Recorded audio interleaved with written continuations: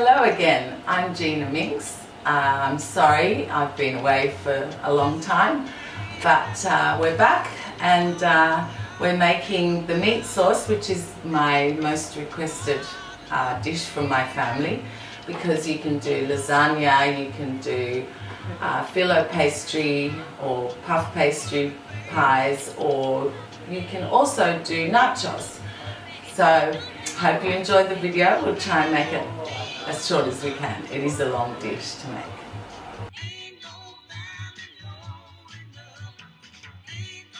I've chopped up 2 large onions, 2 zucchinis, 1 large eggplant, 3 carrot, 1 long celery and 3 garlic. And I'm going to food process them each separately, just enough so that I can cook them later. That's it, just like that. I'm going to just put all the vegetables there, zucchini, garlic and the eggplant together, and I'll just chop those up rough.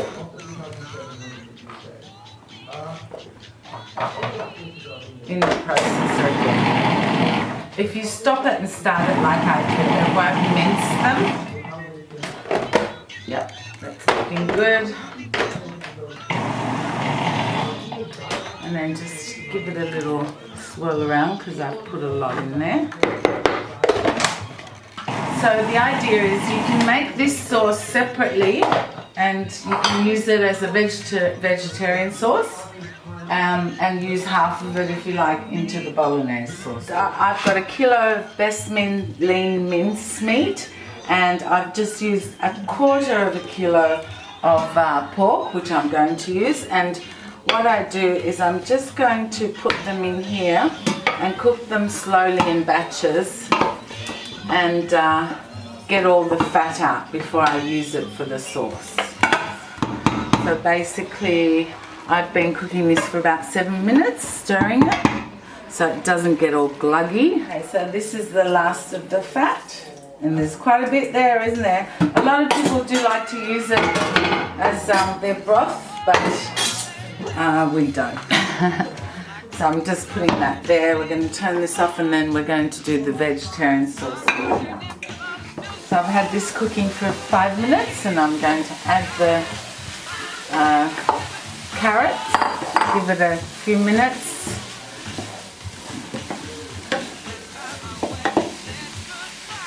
And I am going to put some zucchini and eggplant all in together. This will reduce. While we're doing that, I'm putting a whole tomato paste in here while I have it on low cooking. This meat sauce can cook for hours if you want it to.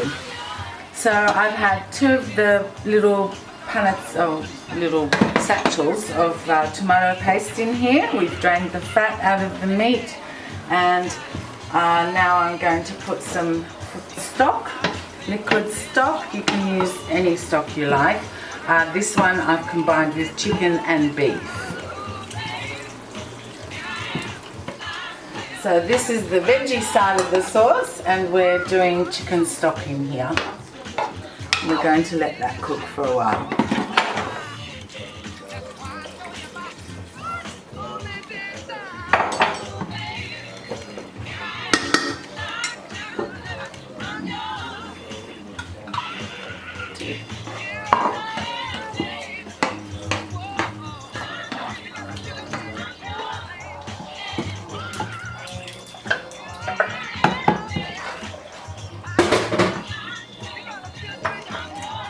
Basil, that's like 2 tablespoons of basil and 2 tablespoons of parsley.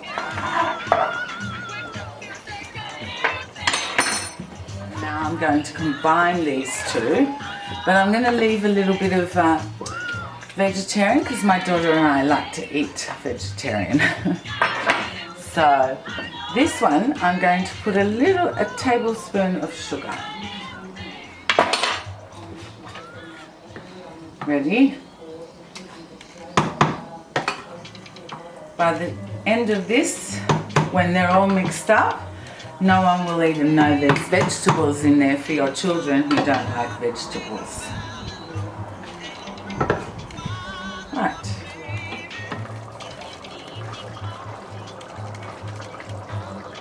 Now I've added 300 grams of the diced tomato in here as well. So we've got a little bit of time while the meat sauce cooks. And this is the vegetable sauce, so I thought I'd make a lasagna and show you how I assemble it. So we put the sheet first, and you just cover it, first load. And I'm going to, this is flour and milk and a touch of cream and a little bit of nutmeg. And I just pour that everywhere. Then I do Parmesan. This is grano padano, which is a nice Parmesan, and mozzarella. And then I'm just going to put a tiny bit of pesto all over the place, like that. This pesto is made by me. And that's pretty much the first layer. So we've prepared the final layer. I'm just going to cover it for maybe about 30-20 minutes and then leave it uncovered for 15 on a preheated oven of 180. And please put it in on the middle shelf. So now we have this exactly the same way of the layering, but with the meat sauce. So this is the meat lasagna now, all ready to go. So there we go. We have one big, huge meat sauce. You can do the vegetable as well. We've made lasagna meat at lasagna, vegetable lasagna. I have put a puff pastry roll in the oven. You can make nachos. Be inventive, do whatever you like.